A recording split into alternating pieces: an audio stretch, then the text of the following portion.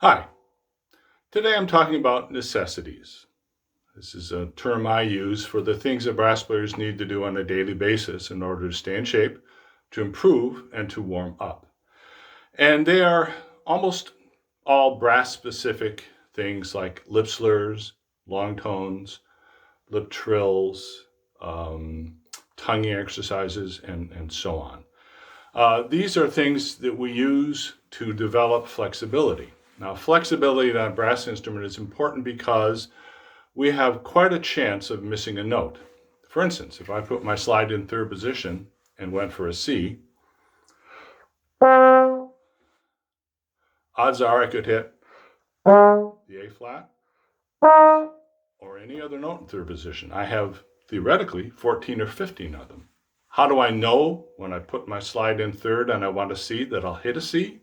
A lot of ear training, but also flexibility, mainly lip slurs, that allow me to train my aperture, my air, and my ear to hit that first note dead on and not hit the partial above it or below it.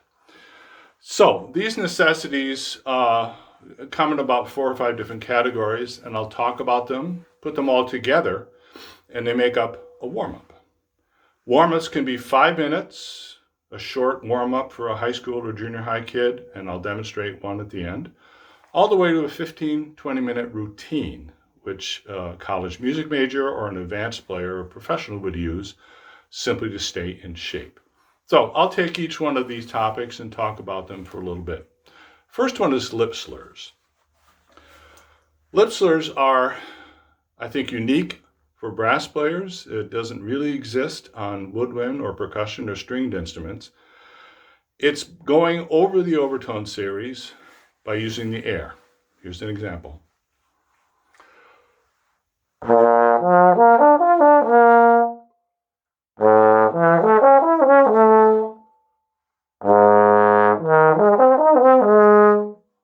So I tongued the first note and I simply blew the air to get the rest out and practiced quite a bit. These are not easy to do at first.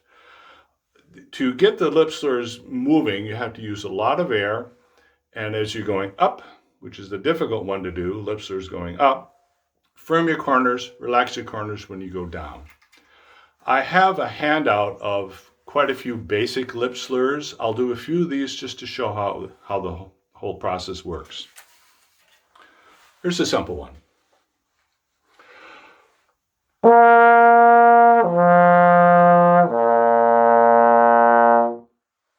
Now, to do that, I tongued the first note, I kept the air moving, and I slightly relaxed my corners and backed off just a hair on the air. When we do lip slurs on trombone, we do 7 because we have 7 positions. On a trumpet or euphonium or a tuba, you have 7 different valve combinations, which, by the way, correspond to the trombone positions. First, second, third, fourth, fifth, 6th, and 7th positions corresponding to the valve fingerings. So when I do a lip slur, I always do 7 of them. For young kids, if they're not quite tall enough or don't have the arm length to hit 7th, they do 6. Here's an example.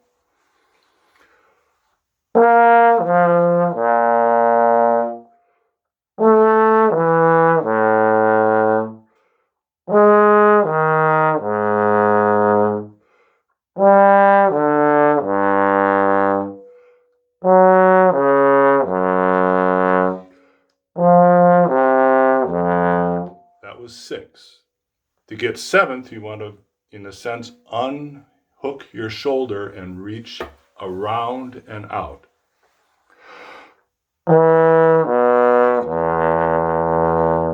So whenever I do a lip slur, I always do 6 or 7 of them in a row. Quite often in lip slur handouts, and mine is a good example, you will do the first position, the second, then put an arrow or an etc. or whatever, and then finish off with the 7th position slur. That's simply to save time and to save a lot of paper. Lip slurs are good for developing flexibility, embouchure strength, and also to increase upper register. For instance,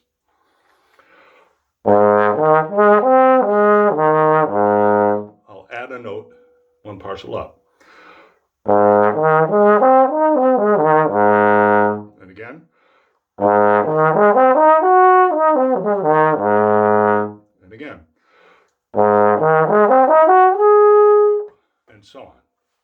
I could keep going, and that's the best way to develop the upper register on a brass instrument. By the way, when you do that, it's important to go up, but then go back down to relax that embouchure. When you're doing lip slurs with kids, you want to make sure that they don't, in a sense, cheat by slipping a tongue in there.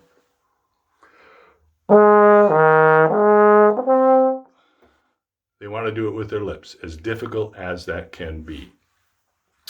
My handout again of lip slurs gives quite a few. They get more and more complex as they go on.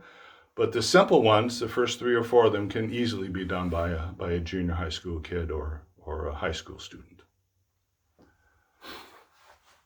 And the next topic is scales. We all know scales. We all know how important they are. A couple things about scales: play them every day. People in New York Philharmonic play them every day. I think the 2 most important things are steadiness and tempo. For instance, the B-flat scale.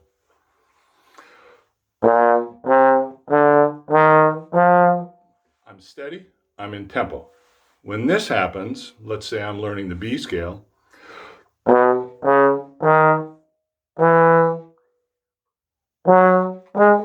have to have that concerned look on your face. That's the wrong way to learn. Make sure they're steady and in tempo.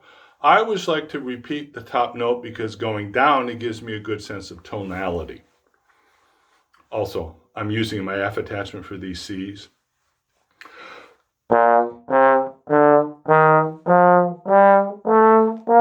There's the breath.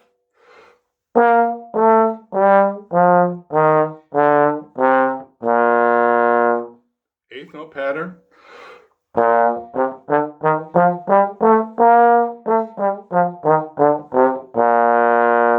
Obviously, I did not repeat the top note because it works better that way for eighth notes. When you're teaching scales to young kids, use the quarter note pattern. Don't let them get ahead of their ability to play the correct note, and repeat the top note using a nice deep breath after you play the scale going up.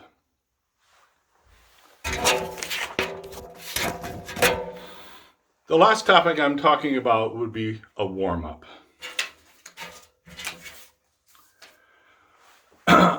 In my handouts again, I have a suggested warm-up. These are really critical. Brass players are very much like athletes. You would never see somebody start a 100-yard dash by just going bang, as fast as possible right from the beginning. The lip area on your face has more muscle per inch than any other part of your body because we blah, blah, blah, blah, blah talk all the time. We've evolved to have a lot of, for lack of a better word, flexibility in our lips. I think those lip muscles need to be warmed up. They don't work well cold. Any brass player will tell you that if you try to play when you're not warmed up, things are stiff. The response is difficult. The notes don't speak.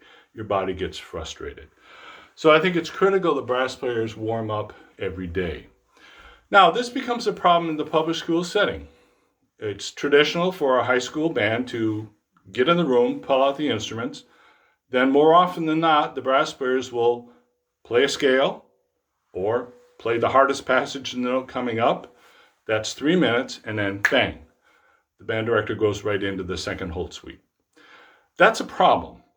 And I think as teachers and conductors, we need to discipline ourselves to let those kids warm up. Now, you have to have an eagle eye on those kids to make sure they're warming up correctly. But I would say at minimum, give those kids 5 minutes to warm up on their brass instruments, especially. That means you've got 5 minutes of organized chaos. Perhaps not a good idea when your principal comes in to do an observation, but realize that those kids need to warm up.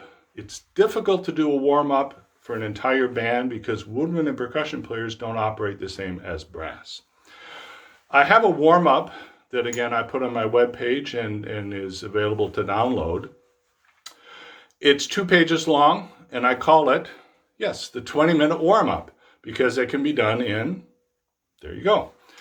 I don't recommend that entire warm-up. It goes through everything for public school kids, but I do recommend a 5-minute one. And the 5-minute warm-up involves, excuse me here, there. It involves the lines where I put an asterisk. So I will do that right now. I don't think it'll take 5 minutes. I may make some shortcuts, but I'll explain how the warm-up works and how you should present it to the kids. We are starting with the warm-up now. I haven't played anything. I like to start in the middle register. Rule number 1 on warm-up is start in the middle register, not too softly, not too loud, but a mezzo forte middle register note. The idea is to get your muscles to wake up, in a sense, but also to learn how to breathe. Breathing on trombone is like any brass instrument. It can be somewhat complicated issue. I just like to say it's like you breathe normally, just more of it. So here's where I start. I start on the middle F. I do 2 bars of an 8th note passage. Tenuto first, followed immediately by accents.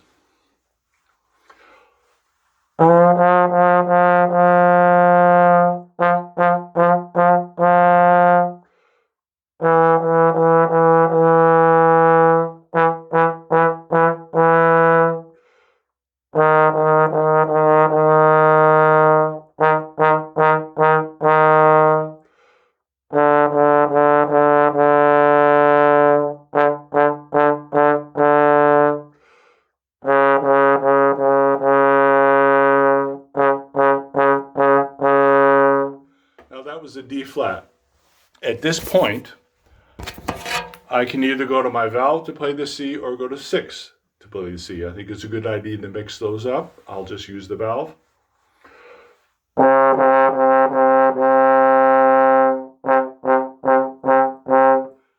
And go all the way down to the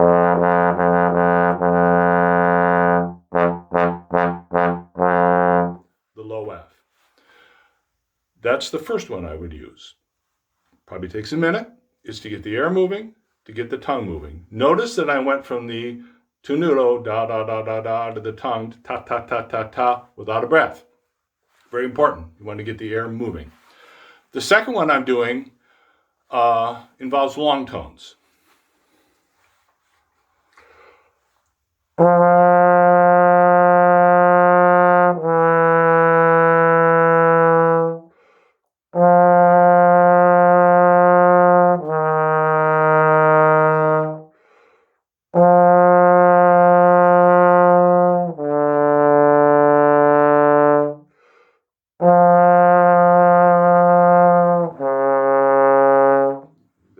Flat again. At this point, I can go F and 6, C and 6, or F and first, C and valve first.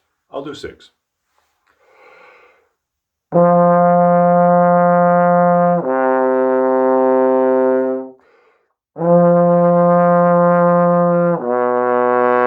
All the way down to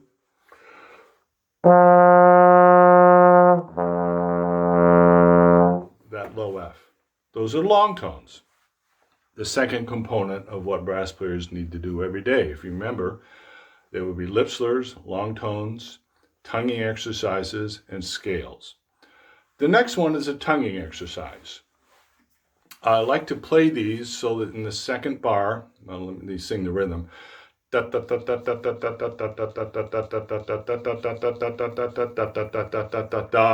Right there is when I take a breath.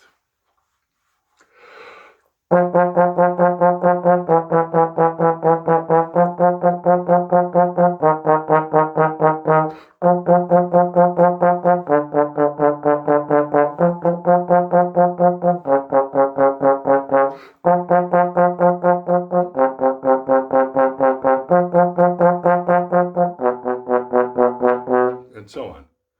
The last one would be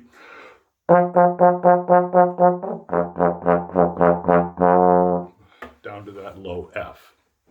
There's tonguing. Third component I've already done, lip slurs. I'll just do a few.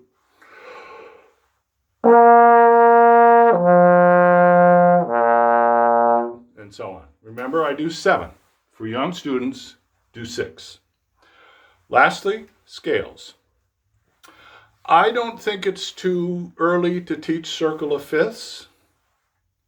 I don't need to explain the technical part of it, but teach your students, once they get past that first year and get beyond the B flat, F, and E flat scale, try it in circle of fifths. That's all I'm trying to see.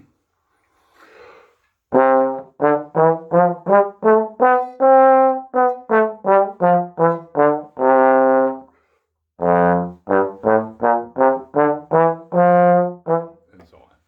Also, for high school kids, you can start adding the second octave on some of those scales. I don't think I go much higher than a B flat, but that's a good way to build up range also. Now, if you were to take all of those that I did, it would probably add up to 5 minutes. I cut corners by not doing all 7 lip slurs and so on. But there is a good 5-minute warm-up for a junior high or a high school kid.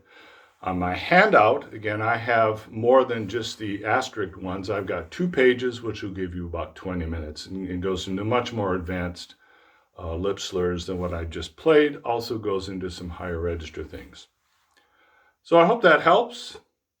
This is an introduction to trombone necessities, long tones, lip slurs, tonguing, scales, and warm-up.